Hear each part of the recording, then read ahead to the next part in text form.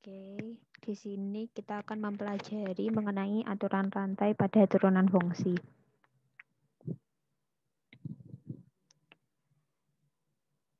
Definisinya, misalkan kita punya Y sebagai fungsi dari U dan U merupakan fungsi dari X, maka turunan dari Y dapat didefinisikan sebagai DY per DX sama dengan DY per DU dikali DU per DX. Oke, langsung ke contoh soal saja. Di sini misalkan tentukan turunan dari Y sama dengan 3X kuadrat plus 4 pangkat 5.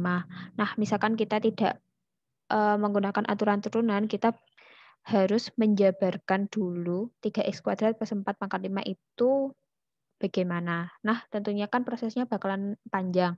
Makanya di sini kita menggunakan aturan turunan.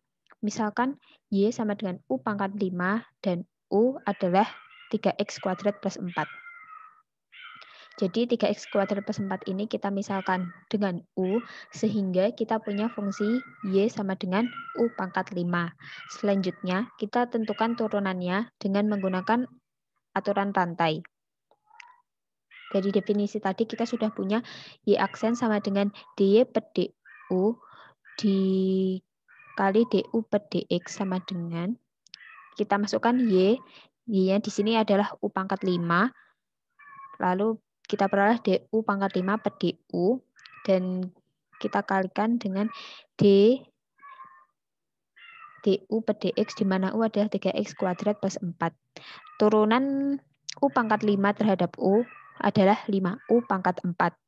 Dan turunan 3X kuadrat plus 4 terhadap DX adalah 6X.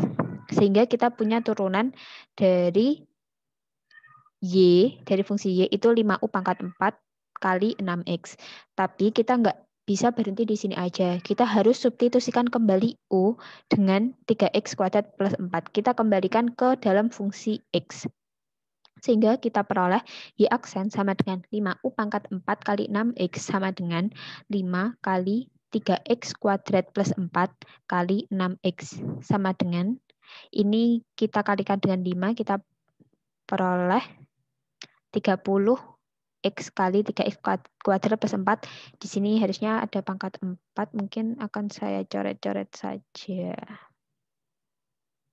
Di sini pangkat 4.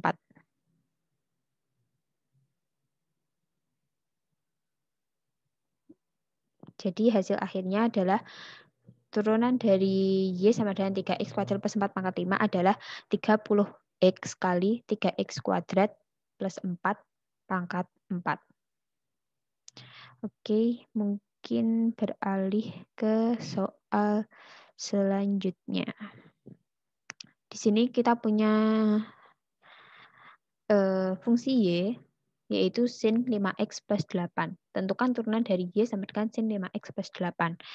Nah, kita misalkan kembali Y sebagai fungsi dari U, sehingga kita peroleh sin U, di mana U adalah 5X plus 8. Di sini kita memisalkan 5X plus 8 fungsi di dalam kurung ini sebagai U, sehingga kita punya fungsi dari Y itu adalah sin U. Lalu kembali ke dalam aturan rantai seperti tadi, kita punya Y aksen sama dengan DY per DU kali DU per DX, di mana Y adalah sin U dan U adalah 5X plus 8. D sin U terhadap turunan sin U terhadap U.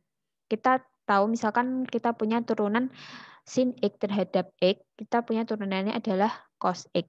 Maka karena di sini variabelnya adalah U, kita punya turunan dari sin U adalah cos U. Lalu dikali turunan dari D5X plus 8 terhadap X. Nah, turunan dari 5X plus 8 kita tahu adalah 5.